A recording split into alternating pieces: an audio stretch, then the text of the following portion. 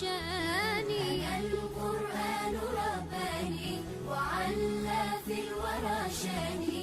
أنا القرآن أدبني. أنا القرآن نقاني. On a un lien, si j'utilise l'expression biochimique, avec la nature. Ça veut dire la nature fait partie de nous. Et nous faisons partie de cette nature. C'est pour ça qu'Allah Ta'ala, quand il a parlé de la terre, surtout du rapport à la terre, il dit « Minha khalaqnakum » on vous a créé de cette terre. C'est pour ça la création de l'être humain. Elle a été créée de quoi? Elle a été créée de la terre. Et la terre, quand il mélange avec de l'eau, ça devient de l'argile. La création de Adam, alayhi salam. Le premier être humain de Adam, il a été créé de la terre.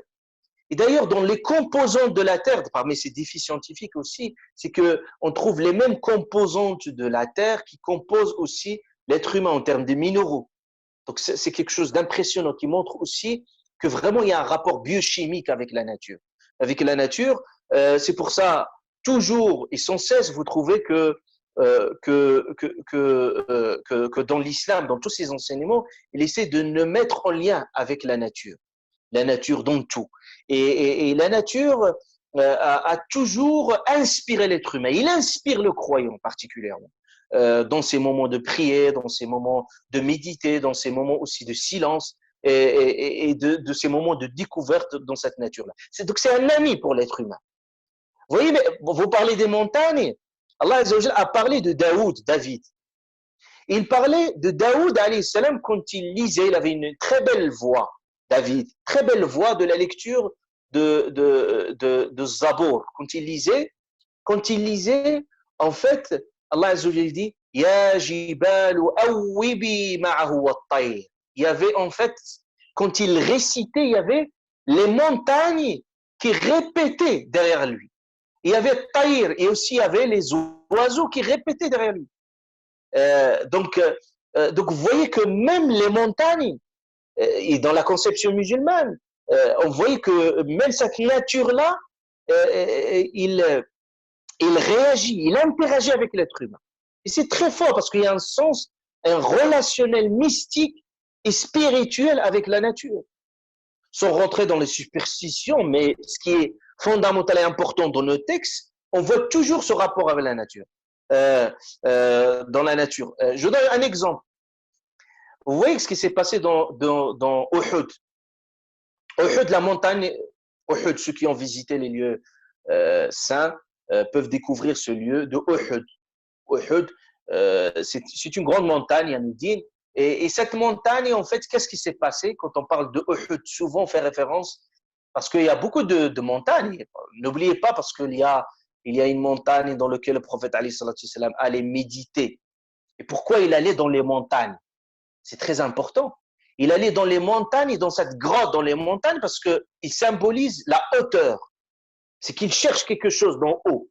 Et il symbolise la discrétion parce qu'il est dans une grotte. Et c'est propice à la méditation. Quand vous êtes en haut, ça vous donne vraiment une autre impression naturelle. Et c'était propice à la méditation. Donc il y avait Hira et il y avait donc cette montagne. Et la montagne auquel il a réfugié, le prophète alayhi salatu wassalam, il s'est réfugié quand il a immigré de la Mecque vers Médine, c'était Thawr, et il y avait une montagne spécifique. Et la montagne où les musulmans ils ont perdu une bataille qui est très connue, qui était Uhud, s'appelait Uhud. Et vous voyez quand Sahaba radhiyallahu alayhim sans parler vous pouvez revenir aux références de Sira sur cette histoire de Uhud, qu'est-ce qui s'est passé pour qu'il y ait cette défaite, et le Coran a déjà évoqué cette question-là dans Sourate Al-Imran. Il parlait vraiment de tous les épisodes, tous les événements de ce qui s'est passé à Uhud. C'était vraiment une défaite, surtout une défaite psychologique également, et c'était très très très difficile pour les musulmans on peut dire d'avaler cette amertume, parce que le prophète alayhi salam aura donné des consignes, certains n'ont pas respecté les consignes, après c'est passé ce qui s'est passé. Il y avait beaucoup de morts, beaucoup de martyrs, etc. dans cette bataille-là. Et c'était toujours, voilà, le contexte de cette bataille-là, c'était dans la défense de Médine, parce qu'il y avait vraiment une agression extérieure et le prophète alayhi salam et ses compagnons voulaient se défendre pour ne pas laisser l'ennemi entrer, bien entendu, à Médine. Donc ça, c'est une autre histoire pour le contexte. Mais il y avait la défaite, il était à côté d'une montagne qui s'appelle Uhud. Et à chaque fois, les Sahaba, ils passaient par cette montagne-là, ça évoque, ça fait référence à cette histoire, ça fait référence à ces moments de défaite. Et c'est devenu même un déclencheur de désespoir. Et regardez comment le prophète, alayhi salatu wassalam, la thérapie prophétique, spirituelle et psychologique. Et qu'est-ce qu'il dit, le prophète, alayhi salatu wassalam? Il est passé une fois par cette montagne, et il disait quelque chose de très beau. Et ce qu'il dit, le prophète, alayhi salatu wassalam, c'est pas au sens symbolique, au sens propre du terme. Et il disait, Jabal Uhud yuhibbuna wa nuhibbu. Il dit, la montagne de Uhud, il nous aime et nous, on l'aime en retour. Le prophète, alayhi salatu wassalam, parlait de l'amour, d'affection entre une montagne et entre l'être humain. Oui, il y a une relation de beauté, une relation aussi d'amour. Vous voyez que le prophète a parlé même, il parlait que quelqu'un meurt, son endroit dans lequel, un pieu dans lequel il se prosterne, il pleure, il affectionne cet être humain cher, qu'il n'est plus là. Donc, le rapport à la nature, c'est quelque chose de réel. Le rapport avec n'importe quel, avec l'animal, le rapport avec la nature, c'est quelque chose de réel. Même du bois, regardez le prophète, vous voyez le bâton sur lequel il s'appuie?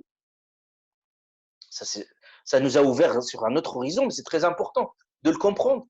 C'est que le prophète, il s'appuyait sur un bâtonnet quand il faisait le khutbah, le Jumu'ah, le sermon du vendredi.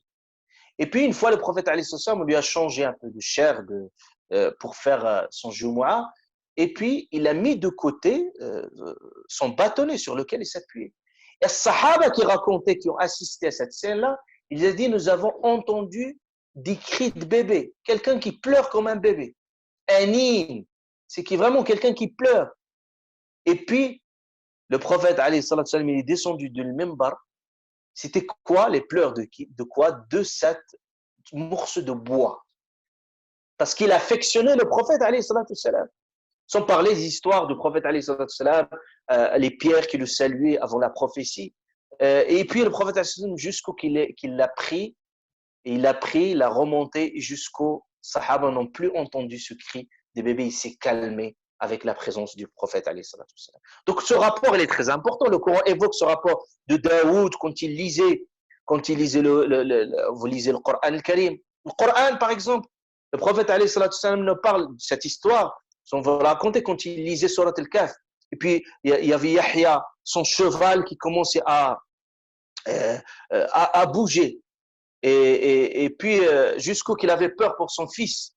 Et puis, dès qu'il lit le Coran, il lisait particulièrement Surat al-Kahf, il bougeait le cheval. Il est allé chez le prophète, il lui a dit, Rasulullah, j'ai remarqué quelque chose d'impressionnant et j'avais peur pour mon petit-fils.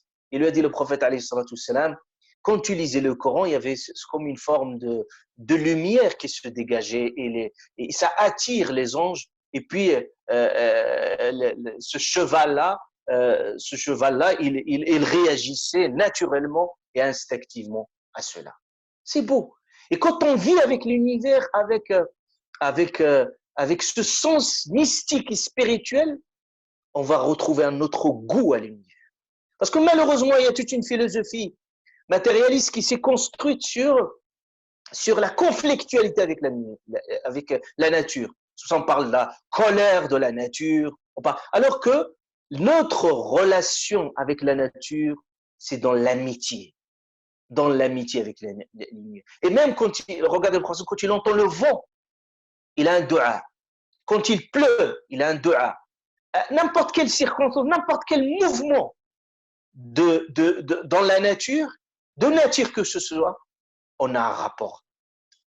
Quand il y a l'éclipse, il y a un moment de prière. Et ça, c'est très beau. Ar-Ra'd, quand on entend le tonnerre, on a même une sourate qui s'appelle le tonnerre.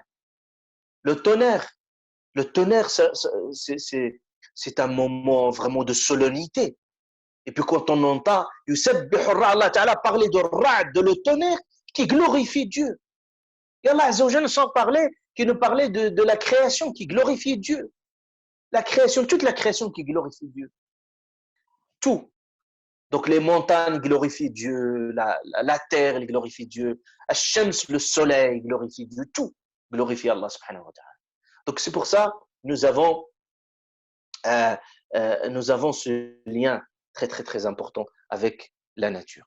Quand vous parlez du désert, ce n'est pas un hasard, Allah a choisi le désert dans plusieurs passages coraniques. Et puis pourquoi il choisit pour Moussa alayhi salam, voilà, dans plein de déserts, pourquoi beaucoup de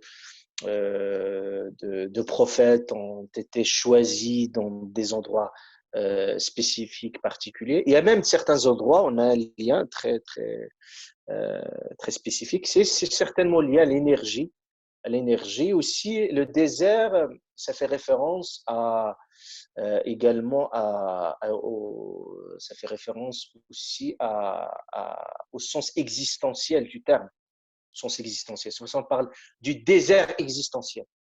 Parce que là, le désert, et surtout, pourquoi, et c'est très important, quand le Coran, pourquoi il s'adressait par exemple beaucoup aux Arabes à cette époque-là, parce que c'était des gens qui vivaient, c'était des nomades, et des gens qui ne connaissaient pas d'autres, ils voyaient que le ciel, le toit, c'est leur ciel. Et c'est vraiment un tapis, c'est vraiment la terre. Ils dormaient par terre. Là où ils sont, ils peuvent dormir. Et puis Allah, c'est pour ça, il le dit أَفَلَا يَنْظُرُونَ إِلَى الْإِبِلِ كَيْفَ خُلِقَتْ. Ne regardez pas les chameaux, comment ils sont créés. وإلى السماء, comment le ciel a été levé. إلى الأرض كيف سطحت. Donc, quelqu'un qui est dans le désert, c'est des gens qui étaient plus propices, parce qu'il y a des endroits, des espaces qui sont plus propices à la méditation. Et puis également les gens qui ont visité des lieux sacrés, par exemple, vont faire un voyage à la Mecque, à Médine, le Kaaba. Toujours, on a envie toujours de retourner dans ces lieux-là et on ne se lasse jamais. Et c'est certainement cette énergie qui est développée dans ce sens-là. Donc, comment nous, Inch'Allah Ta'ala, qu'on crée dans notre propre espace, notre propre environnement, aussi voilà, des environnements qui soient plus écologiques, mais ça ne nous empêche pas, bien entendu, d'avoir des moments comme ça de méditation dans certains lieux pour pouvoir vraiment de se ressourcer et trouver, Inch'Allah, le sens naturel du terme, etc. Et là, vous voyez le frère qui vient de citer là, rien que chez nous, là, combien d'ondes qui sont négatives, on n'en compte même pas.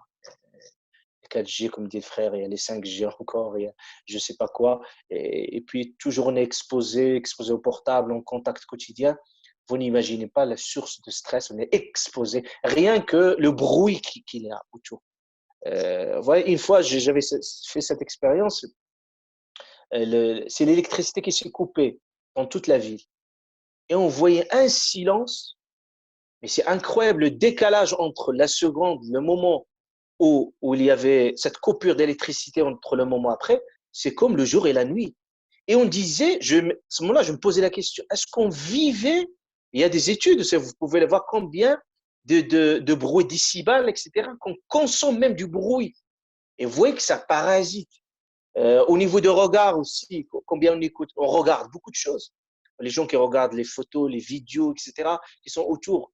Il est où l'époque de la radio? Ceux qui ont expérimenté l'époque de la radio, on entendait, on utilisait aussi cette fonction sensorielle. Et puis maintenant, tout le regard, tout est focalisé sur le regard. Et ça, c'est des choses qu'il faut complètement revoir, mais tout un système qu'il faut revoir dans ce sens.